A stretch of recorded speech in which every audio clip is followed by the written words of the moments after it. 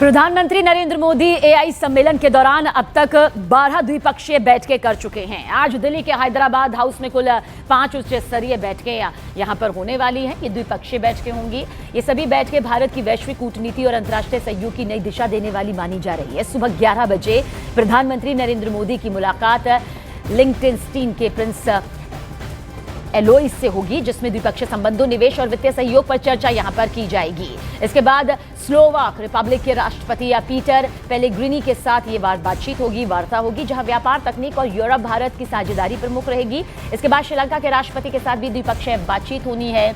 वहीं दोपहर 1 बजे पीएम मोदी और संयुक्त राष्ट्र महासचिव एंटोनियो गुटेरेस के बीच जलवायु परिवर्तन और वैश्विक शांति मुद्दों पर चर्चा होने वाली है। प्रधानमंत्री नरेंद्र मोदी मॉरिशस के प्रधानमंत्री के साथ ही बैठक करेंगे, जिसमें समुद्री सहयोग, निवेश और प्रवासी भारतीय समुदाय से जुड़े विषय यहां पर शामिल रहेंगे। भारत और फ्रांस की दोस्ती देखिए अब दुश्मनों के लिए काल बनती जा रही है। भारत को बहुत जल्द 114 और राफाल जेट्स मिलने वाले हैं। खास बात यह है कि भारत और फ्रांस की ग्लोबल रणनीतिक पार्टनरशिप में 114 राफाल जेट्स भारत में ही मेक इन इंडिया के तहत बनेंगे। इमैनुअल मैक्रों ने टाटा और एयरबस डील को आत्मनिर्भरता की दिशा में बड़ा कदम बताया। दोनों देश डिफेंस सेक्टर में एक मजबूत और अजेय सहयोग की तरफ तेजी से बढ़ रहे हैं। फ्रांस के राष्ट्रपति इमैनुअल ने साफ किया कि इस नए मेगा सौदे का मुख्य हिस्सा मेक इन इंडिया ही होगा। दोनों देश अब मेंटेनेंस, टेक्नोलॉजी और मैन्युफैक्चरिंग में अपना सहयोग और ज्यादा बढ़ाएंगे। इन घातक राफेल जेट्स में ज्यादा से ज्यादा भारतीय पुर्जे लगाए जाएंगे। क्रिटिकल उपकरण भी भारत में ही तैयार होंगे और इससे देश की रक्षा ताकत और मजबूत होगी।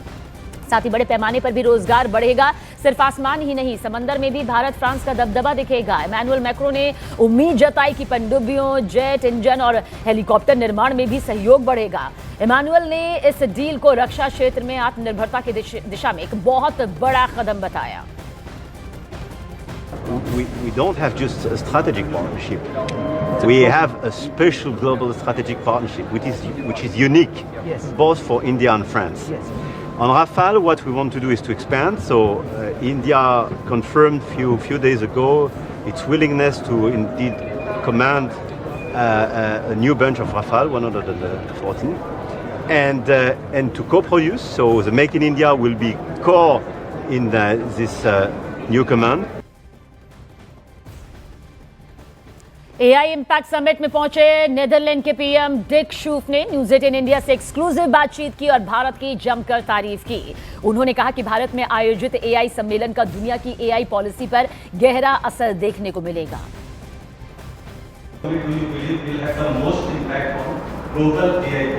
So I think that the countries that were present at the conference yesterday and today all believe in the same aspect and really want to work together with business, with universities, with knowledge institutions and governments together, what we call in the Netherlands a golden triangle, to work very closely together to make sure we create this responsible AI and take full opportunity of AI at the same time, because it's a very important movement that if we have to catch up, and if we don't, we are on the wrong side of the economy. और देखिए, India AI impact summit के मंच पर दो दिग्गजों के बीच तनाव जैसे हालात भी दिखाई दिए। जब पीएम मोदी के साथ दुनिया की नामी कंपनीज के सीईओ एक दूसरे का हाथ पकड़कर अभिवादन कर रहे थे, तो ओपन एआई के सीईओ सैम ऑल्टमैन और एंथ्रोपिक के सीईओ डारियो अमोडेई ने एक दूसरे का हाथ नहीं पकड़ा। सैम ऑल्टमैन और डारियो अमोडेई आसपास खड़े जरूर थे, लेकिन दोनों ने एक दूसरे का हाथ नहीं थामा और मुट्ठी बांधे हाथ उठाकर खड़े रहे।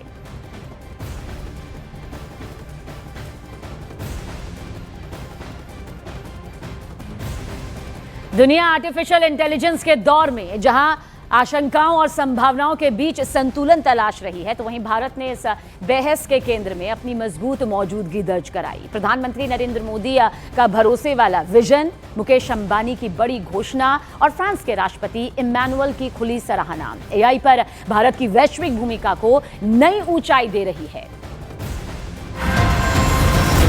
भारत एआई को किस दृष्टि से देखता है, उसका स्पष्ट प्रतिबिंब इस समिट की थीम में है, welfare for all, happiness of all.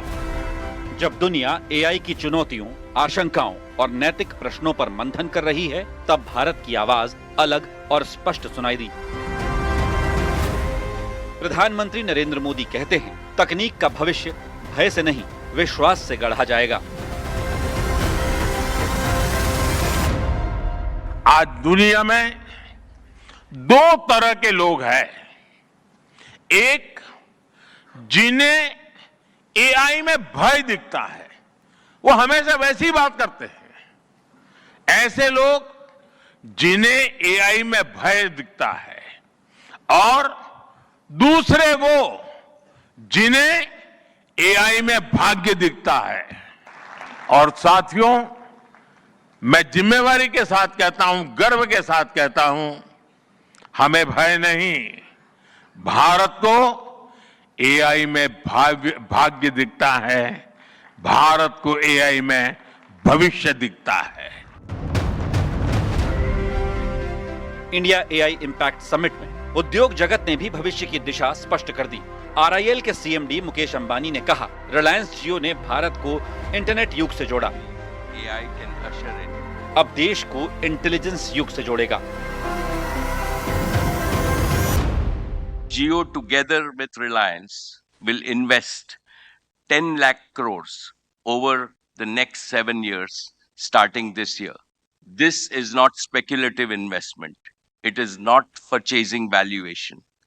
This is patient, disciplined, nation-building capital designed to create durable economic value and strategic resilience for decades to come.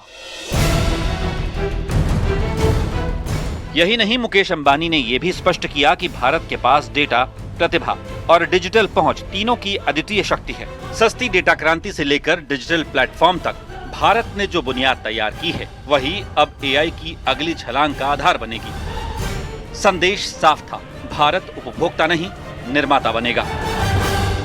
From the podium of this summit today, I want to make a bold prediction.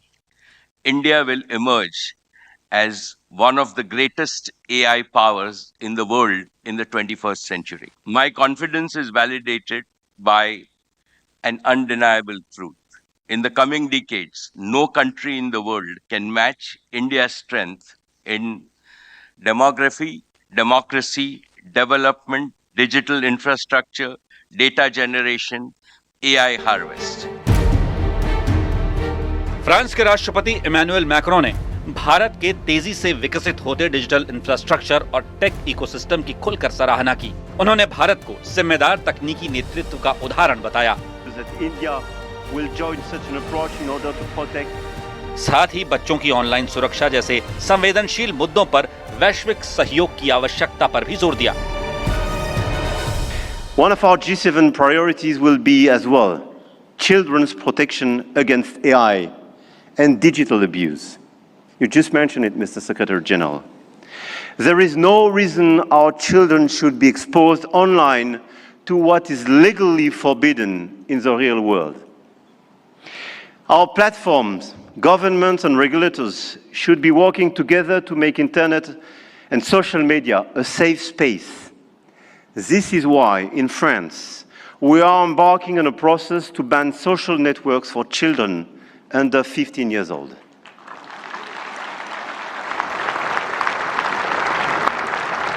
And we are committed here in this journey with a lot of several European countries being present here today. Greece, Spain. I know, Mr. Prime Minister, you will join this club. And this is a great news that India will join such an approach in order to protect children and teenagers.